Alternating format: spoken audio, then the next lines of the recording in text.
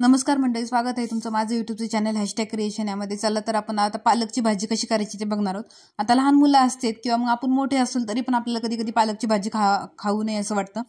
पण पालकच्या भाजीमध्ये खूप सगळे व्हिटॅमिन्स असतात, आयर्न असतं, त्यामुळे ती खाल्लेली खूप चांगली असते. त्याच्यामुळे आपल्याला रक्तवाढीसाठी किंवा मग शरीराला अनेक असे फायदे होतात.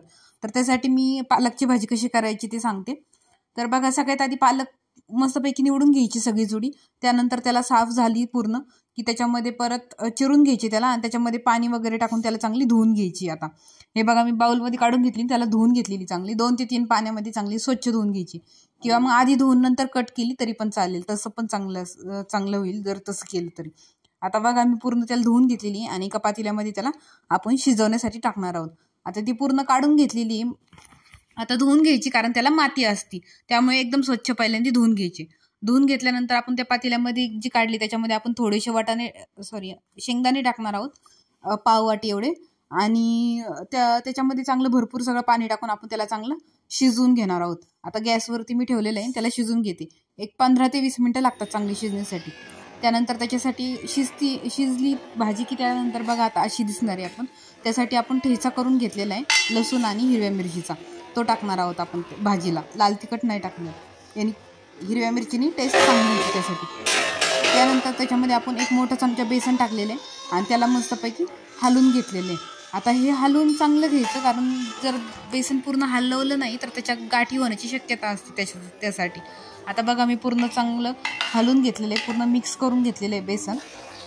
आणि त्यानंतर आपण जो ठेचा केला होता लसूण आणि हिरवी मिरचीचा, तो टाकून घेतलेला आहे. एक 5 ते 7 पाकळ्या लसूणाची आणि 5 ते 7 हिरव्या मिरच्या, त्याचा ठेचा करून घेतला होता, तो टाकून घेते.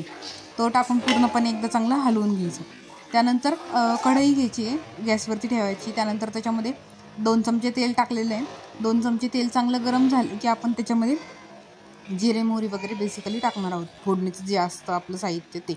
तर बघा, आता तेल आपलं चांगलं गरम झालेलं आहे. त्यानंतर आपण त्याच्यामध्ये थोडेसे जिरे टाकलेले आहेत, पाव चमचा मोहरी टाकलेली आणि ते चांगलं तडतडून द्यायचं, फुलून द्यायचं, जेणेकरून आपल्या भाजीला चव आणखी चांगली लागते त्यासाठी. आता बघा, मी पूर्ण फुलून दिलेले जिरे बघू शकतो किती छान फुललेत. आता आपली मोहरी पण चांगली तडतडलेली आहे. त्यानंतर आपण त्याच्यामध्ये 1 टोमॅटो टाकणार आहोत बारीक चिरून, जेणेकरून आपल्याला फोडणी चांगली देता येईल आणि चव पण छान लागते. टोमॅटोनी भाजीला जराशी वेगळी लागते, त्यासाठी टोमॅटो टाकायचं आहे आणि चांगलं परतून घ्यायचं आहे आता तेलामध्ये, त्याला मऊ होईपर्यंत टोमॅटो.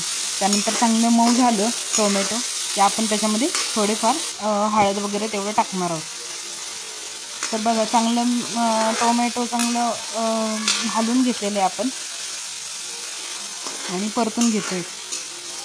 तोपर्यंत तुम्ही जर माझ्या चॅनलवरती नवीन असाल तर तुम्ही माझ्या चॅनलला सबस्क्राईब करा, व्हिडिओला लाईक करा, शेअर करा, कमेंट्स करा व्हिडिओजला. त्यानंतर ज्यावेळेस तुम्ही सबस्क्राईब करता त्याच वेळेस त्याचं बेल आयकॉन पण दाबा, जेणेकरून ज्या वेळेस नवीन व्हिडिओ येईल त्यावेळेस तुम्हाला त्याची नोटिफिकेशन भेटेल. तर बघा, आता मी थोडीशी पाव चमचाभर हळद टाकणार आहे त्याच्यामध्ये आणि त्याला परत एकदा चांगलं परतवून घेणार आहे.